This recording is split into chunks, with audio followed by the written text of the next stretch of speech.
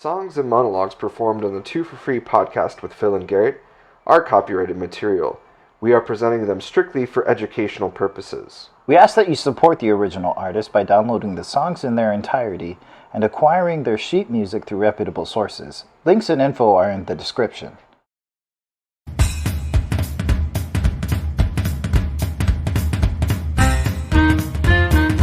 You're listening to the Two for Free podcast, the podcast taking you from the audition room to the stage. We're workshopping songs and monologues from an actor's perspective And a musician's perspective. and taking your audition game to the next level. I'm Phill. And I'm Garrett, and this is episode 2. So, Garrett, what are we going to talk about today? So, just to recap, last week we went over an audition piece for Phill for his audition for Once. And how'd that go? Well, overall, it went pretty well. I was I want to say thank you again for all your help with my piece. Yeah. And as it turned out, I actually ended up playing the piano and playing guitar and ukulele and all singing. So I thought I put together a very strong audition. That's amazing. Awesome. And what happened after the audition? Well, after the audition, I did get a call back, so that was really nice. So I got to go back and jam with pretty much everybody who was going to be cast in the show on the ukulele, so that was really cool. That's great. So I guess the big question is, did you get the part? I did not get the part. Well, did they give you a reason why? Well, there's a lot of reasons why. It's like I've been behind the table when it comes to casting a show. And sometimes, it's the actor's conflicts. It's the actor's ability at the time. Maybe they didn't show you enough. Or they just don't fit the show. And that's just the reality of the game. But the best thing that everybody can learn from this experience is that you just have to keep auditioning. There's always going to be another audition. That's a very good attitude to take. So you have more time for a podcast? Yeah, sure. Well, anyway, so I guess today we're switching roles. So I'm going to be on an instrument. Yeah. And you're going to be singing. Yes, and you're going to help me break down this song. It's Waving Through a Window by Pasek and Paul from Dear Evan Hansen. Pasek and Paul are amazing composer and lyricists. They did La La Land, for which they won an Academy Award. They also did the album for The Greatest Showman. And they did some great musicals like Dogfight and their song cycle, Edges. And of course, the Tony Award winning Dear Evan Hansen. Hey. Let's not forget A Christmas Story. Yeah, right. Exactly. A Christmas Story. All right. Well, anyway, so let's look at this piece, Dear Evan Hansen. Cool. All right. And so here we go.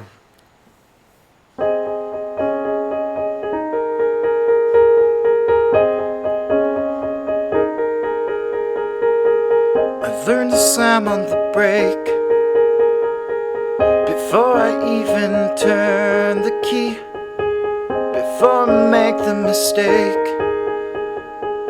before I lead with the worst of me. Give them no reason to stare, no slipping up if you slip away. So I've got nothing to share, no, I've got nothing to say. Step out of the sun if you keep getting burned. Step out of the sun because you learn,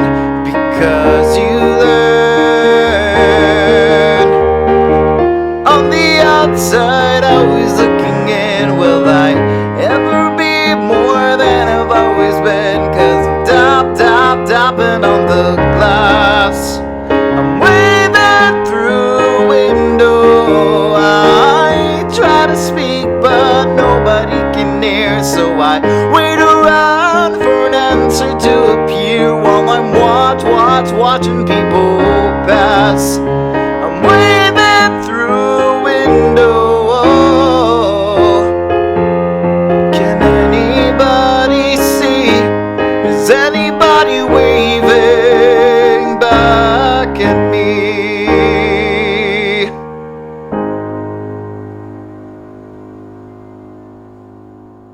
Hey, Garrett, man, that was a really solid run through. So what made you choose this piece? when choosing your piece, you definitely want to choose pieces that tell a story. I chose this song because it's the musical's I Want song. It's Evan Hansen's I Want song. He's the main character. And if you don't know what a I Want song is, it's basically a song that the character sings. It's generally around the second song of the musical, and it's literally the character that states what they want and is also kind of a peek into what the character and how the character behaves. So I chose this song because it's a good song to showcase the storytelling. I approach auditions more so from a performer standpoint, like a storyteller and actor, as opposed to a singer who would choose the portion of the song, especially the ending of the song, where it's really flashy and a lot of fireworks, because it's pie in the sky. Pie in the sky notes. Yeah, sometimes the auditioners will ask you, or the audition judges will just kind of ask you for kind of the flashiest thing that you can do. Right. And you want to choose a piece that you're comfortable with, and no matter the situation. I chose this song because I feel comfortable in it. And even if I'm not warmed up or if I'm feeling a little bit sick on the day, I would still be able to hit these notes. If not, you want to choose a song that fits comfortably in your note, still has some high notes, but you would also be able to pull out if you ended up having a sore throat or coming down with a cold on the day of. As a performer, you have to work through adversity. Exactly. And there's just a lot of things you can't control. Mm-hmm. But just being prepared and being ready, I mean, this part of the audition is what you can control. Right. This is what you're presenting. This is the best you. And it doesn't matter. It's like you have to go in there and you have to leave the song on the audition floor. Right. Once you step into the building, no matter what happened prior to you stepping into that audition room, it shouldn't matter. They shouldn't be none the wiser. You leave your baggage at the door. In this podcast, what we're trying to obtain here is we're approaching this from an educational standpoint. Right. When we're basically taking a piece of music that may be in our wheelhouse, may be new to us, or maybe a song that we've sung for many years, and we're breaking it down on a technical level, a lyrical level, and a musical level. Exactly. And so, throughout this whole process, we'll be throwing in little key pieces of information. Right. And so I guess I can kick it off with kind of a lyrical analysis of how the piece flows. It's very interesting how Pasek and Paul kind of structure it. The beginning part is a very good glimpse into the character. He's hesitant. He's very insecure. The first lyric of the song is, "I've learned to slam on the brake." And the reason I find that interesting is because they say break instead of breaks, instead of plural. That's so that it can rhyme with mistake properly. They call that like a true rhyme. But it's also, it goes to show like lyricists choose words specifically to convey a certain message. Lyricists definitely use a lot of that kind of technique when composing their piece. Yeah. There's a few other kind of like internal rhymings, and Pasek and Paul do some great alliteration. They have some excellent alliterative, I'll figure it out. Alliterative phrases. Like even the onomatopoeia of the knock, knock, knocking, or tap, tap, tapping. Mm-hmm. Tap, tap, tapping on the glass. That t, t, t, and the p, p, p. Those kind of plosive syllables are just, they're so good. Yeah. They're just so good to say. And the repetition, there's just so much juice in this. And it definitely tells the journey from an insecure person to the self-discovery in the chorus, and then kind of the resolution at the end where he says, is anybody... what is it? Is anybody waving back at me? Is anybody waving back at me? So it's kind of this image of, why am I here behind this, in this house, in this window that's separating me from everybody else? Why am I not out there? I'm tapping, but nobody hears me, nobody sees me. And ultimately, that's the journey that he goes on throughout the show.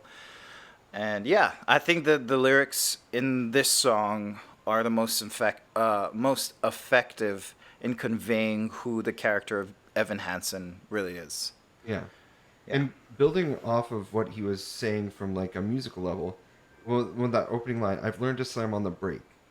And the nice thing about that one is that it's a hard cutoff on the K. I've learned to slam on the brake. Right. Before I even turn the key. All these words that they're ending on have a very abrupt cutoff, and you'll notice that in the way the music is composed as well.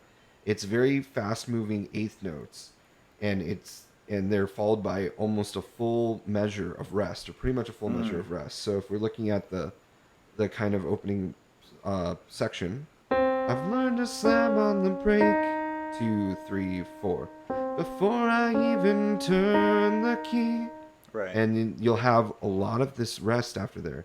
And that will cue you in musically to the character of Dear Evan Hansen. Right. He has a very kind of manic, a very like overthinking way. It's like, and even in the music, even in the text, it's very much a manic thought process. Right. It's very kind of teenager-esque in that, where it's like your brain is firing kind of on all cylinders. And so before he even steps out, or before he even acts, he's already thought of how everything could go wrong, and that's conveyed in the song. But also when Garett was talking about alliteration, if you just look at the beginning of a lot of these lines, is like 3 out of the 4 opening lines begin with before. Right. There's also a lot of no's, and they'll do a step out. So there's a lot of this repeated thought, and even the music is written in a repeated thought, where you have this bass line. And that just goes on and on throughout the whole kind of chorus. And in the right hand, you have the outline of the chord and the repetition of the note. I've learned to slam on the brake. Yeah. And this whole thing just kind of shows that it's circle thinking, it's very manic, and it cues you into that. So how does the text and the music inform your performance, Garett? The text is everything when it comes to conveying how the character is. Especially with this song, the lyrics are pretty cut and dry as far as what the character is feeling and saying. But you can also put your own interpretation. The way that I kind of interpreted it. Yeah, I'm going with that. It's very judgmental in the beginning, very like justifying his behavior before he kind of has the self-discovery in the chorus. Step out of the sun. He's saying all this like, this is what I've been doing. Step out of the sun. If you keep getting burned, that's such a powerful like image. Like he's playing. It's not like he's playing with fire. He's just exposing himself, and he finds himself getting burned by people that he knows.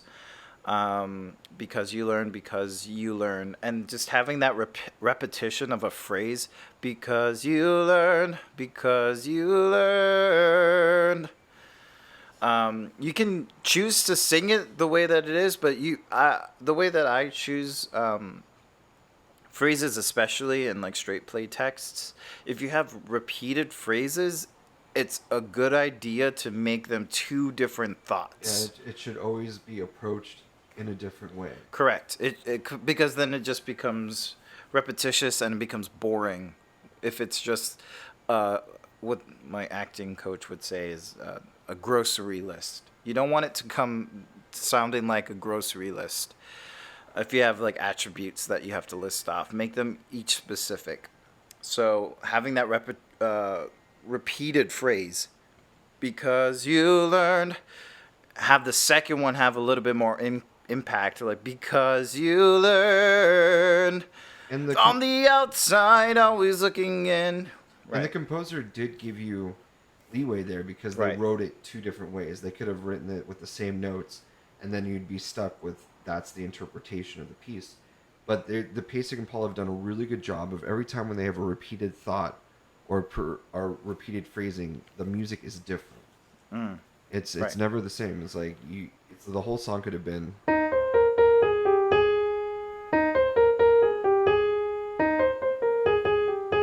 And then it would just kind of get boring. But when they come back to it,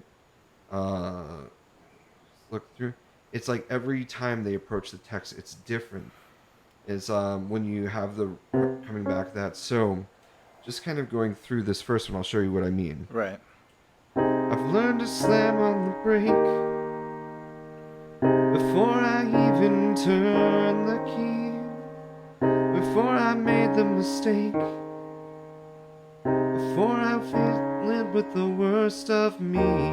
And now they have this next kind of bigger phrase.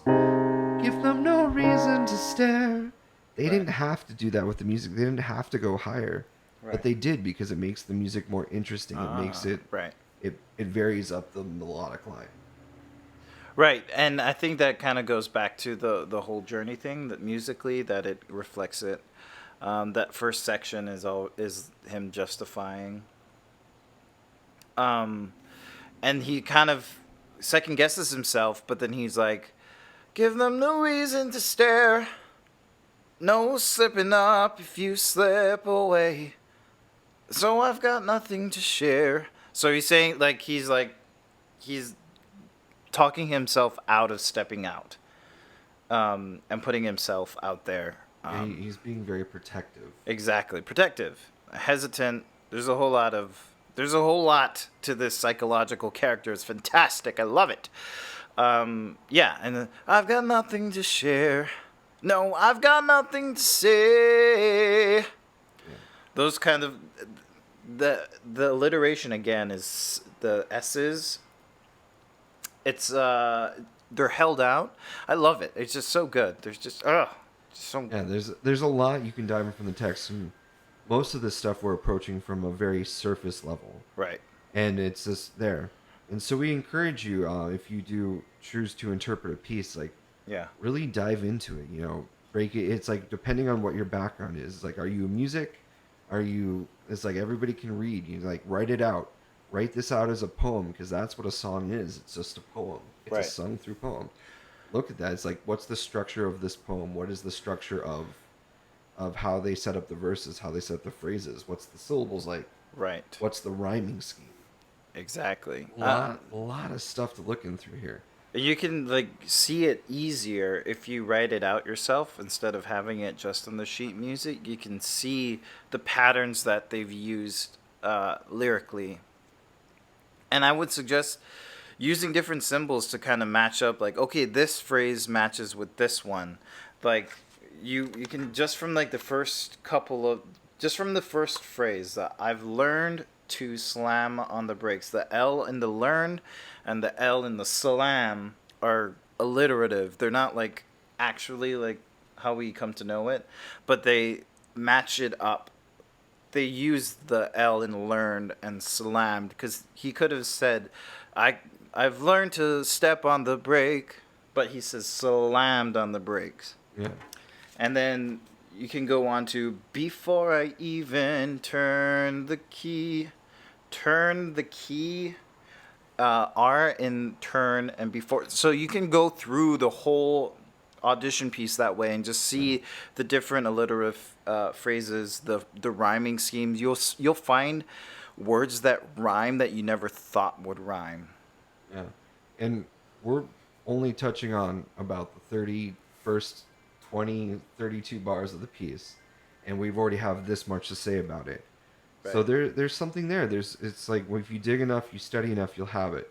So let's try to approach the song one more another time. Okay. With another performance, and yeah, what should the listeners be listening for in this one? How are you going to vary up this performance?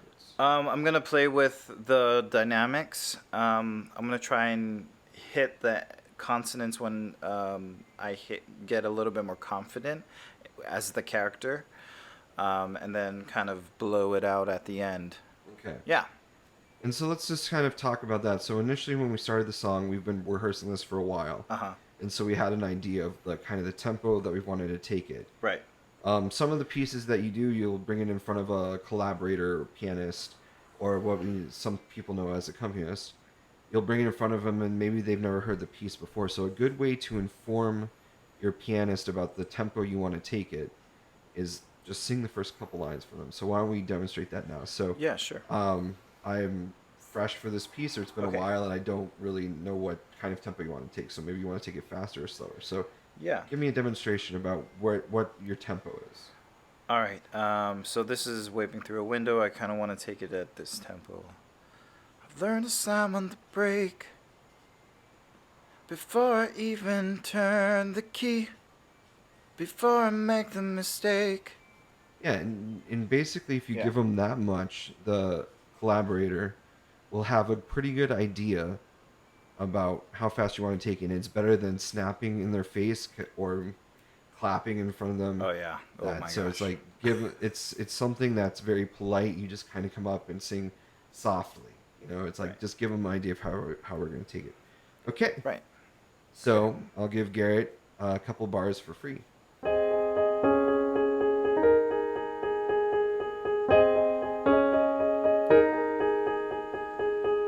I've learned to slam on the brake before I even turn the key, before I make the mistake,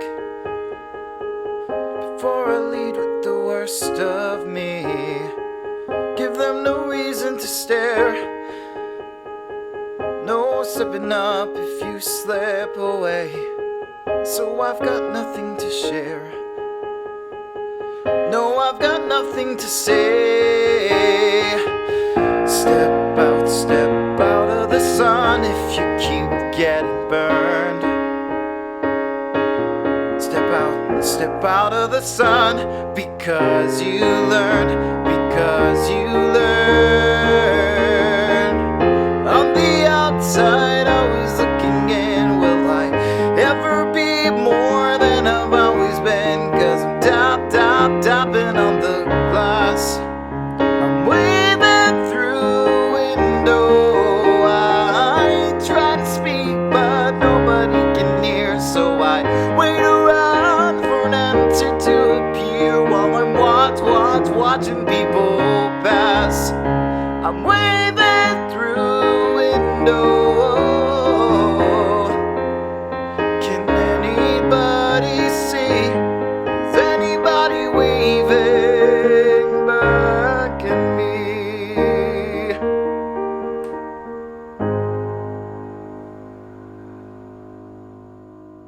And as you heard, if you mess up in your song like I did, just keep going. The pianist is on your side. They're called a collaborator for a reason.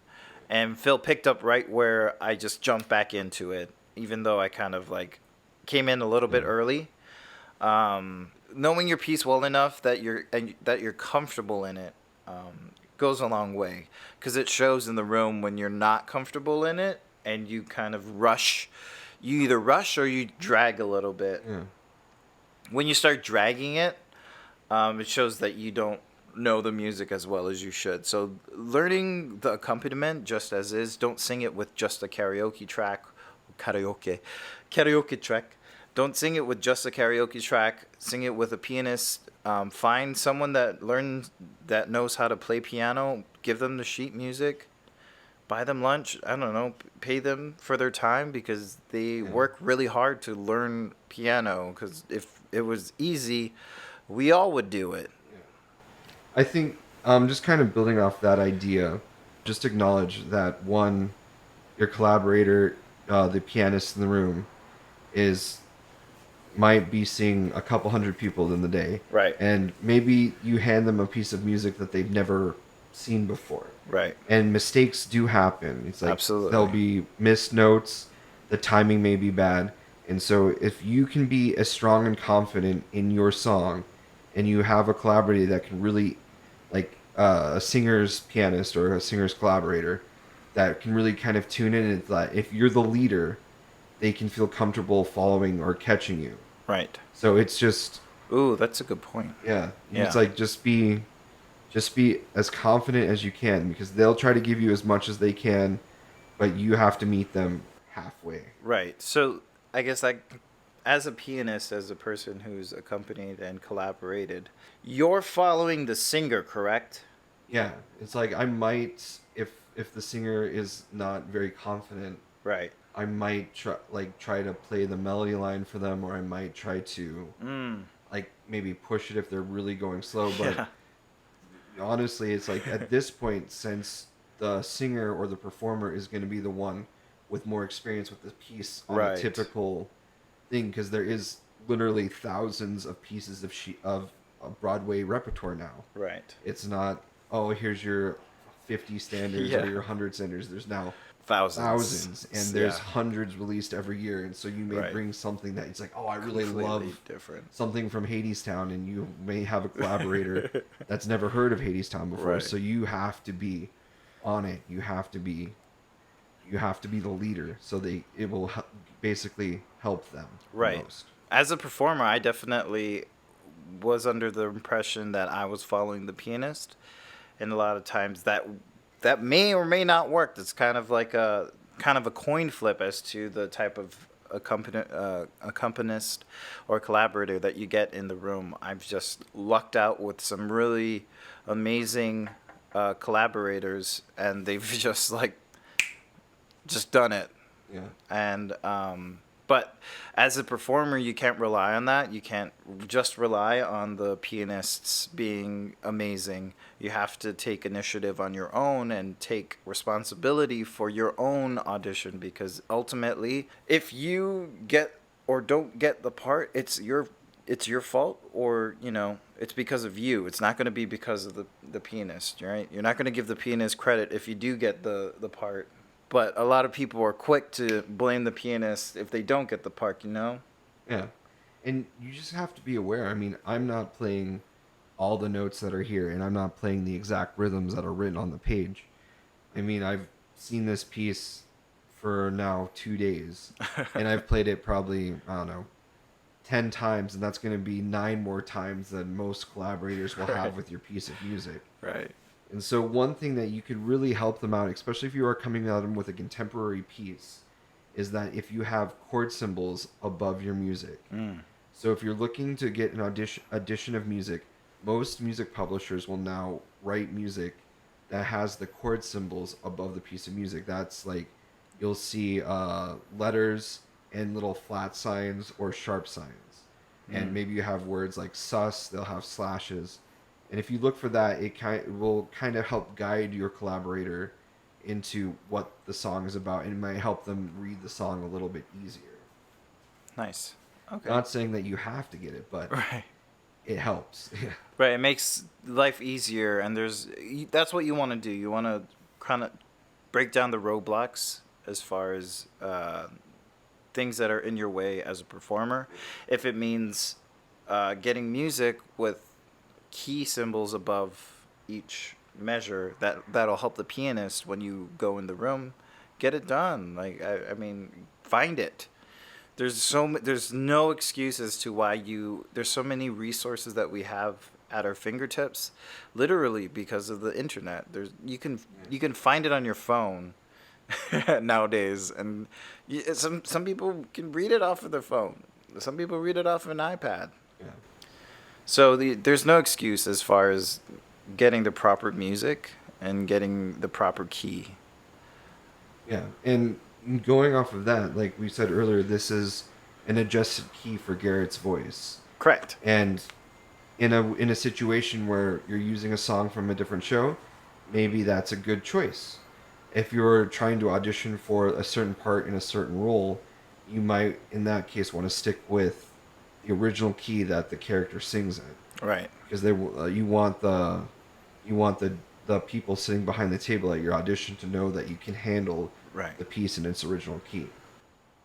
Well, and we can touch on this in later episodes, but you generally don't want to choose songs from within the show you're auditioning for, generally, because if you want them to want to hear you sing songs from the show, if that makes sense. Does that make sense? Yeah, if it's a question of where if you want to present something from the show that you've worked on, it's a double-edged sword. Right. Because maybe your interpretation, the director doesn't like it, the music director doesn't like it, and Right. then you've pretty much stabbed yourself in the foot. Yeah. Like that's because that's all they'll see is that, oh, I don't agree with this person's interpretation of the piece, as opposed to like, show me something that I can teach you how to do.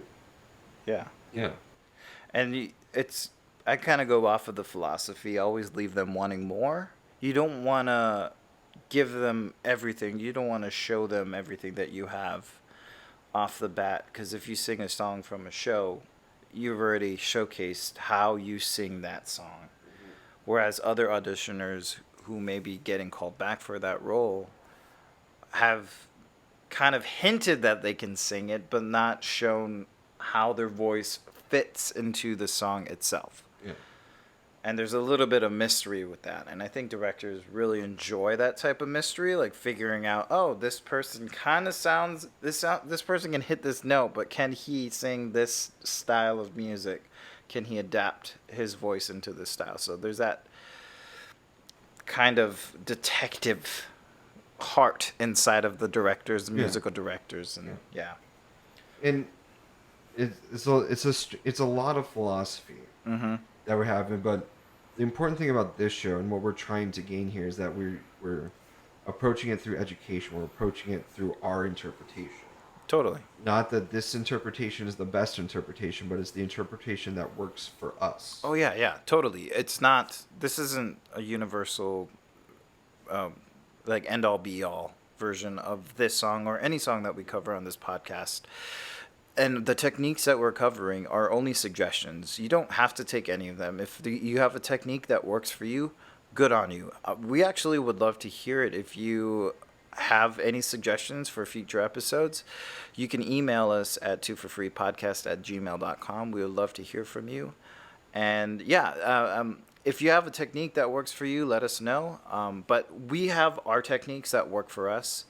And we just figured people would like to hear it. There isn't really a voice for any specific type of auditioning out there. I know there's a few like master classes, but you don't have to pay $1,000. Even the master classes are.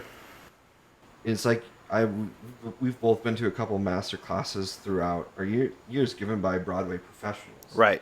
And every one of them has really good stuff that they have, and maybe they'll say something in a new way that's just like, oh, that really makes sense. Yeah. And now, again, it's not the end-all be-all, but it's what's worked for them and what they can see from your performance.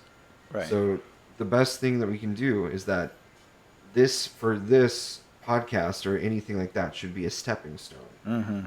You got to go out there and find your own. Work with your own voice teacher.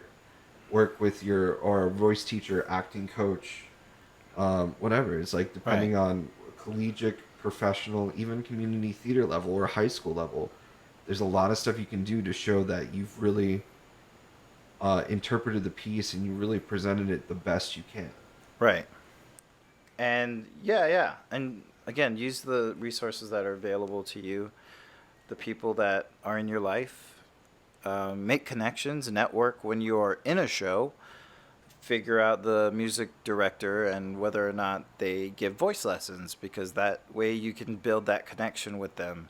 And the next time you see their name as the musical director in a show, you're more likely than not to get into that show if because they've worked with you before. Exactly, and they know your work ethic, they know your voice, they know that you can sing certain notes. So networking is a crucial part of being an actor and being a performer. It's not like politics or like, you're not butt kissing. You're just building connections, and look at it more as like building a connection, building a relationship with people, as opposed to like, oh, I'm going to use this person when I need them. No, that's grimy.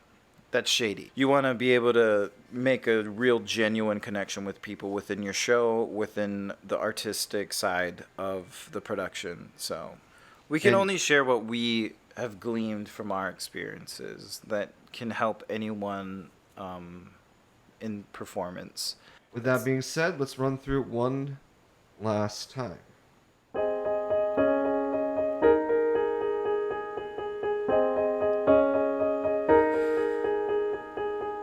I've learned to slam on the brake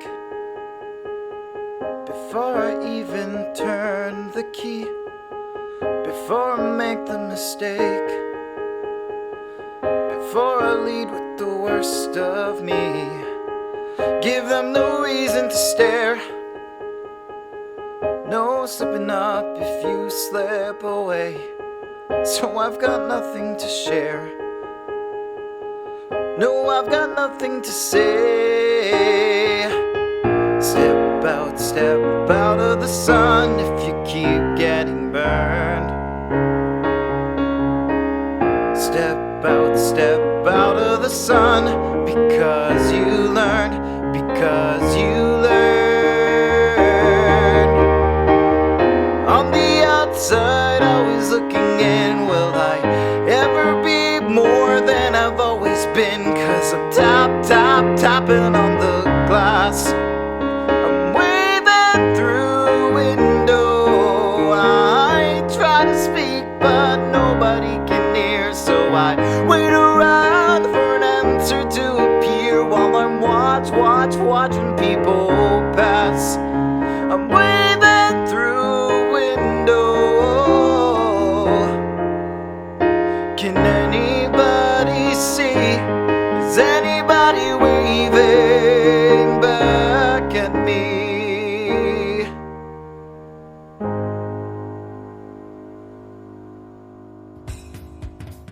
Well, Garrett, that was another really great run of your piece, my friend. This piece is awesome for your voice. Thanks, Phil. I really do appreciate you taking the time to help me run it. I'm going to save it for a rainy day. Well, I guess that does it for this week's episode. Phil, what are we doing next week? Well, as you know, next week is the week of Halloween, and we'd like to talk about some spooky community theater stories with our friend James from college. And remember, folks, that's community theater spelled with an R-E. So, Garrett, where can all the lovely people of the internet find us? Well, you can find us now on Apple, Stitcher, and Spotify, or anywhere you find your favorite podcasts. We upload new episodes every Tuesday. You can also find us on YouTube at the Two for Free podcast. Make sure you hit that like, share, subscribe button. It helps us out a lot. You can also find us on Facebook, Instagram, and Twitter. Phil, if they wanted to be on the show, what should they do? Well, they should email us at twofrfreepodcast@gmail.com. And that way you can schedule an appointment with us, and please be on the island of Oahu when you do so. Yeah. We are just everywhere all over the internet, but that's awesome. That's how we grind. That's how we grind. That's how we grind. Grind, boy. Well, anyway, let's round out this episode by saying I'm Ben Phill. And I've been Garrett. And this has has been been the Two for Free podcast. Peace. Two for free and free for two.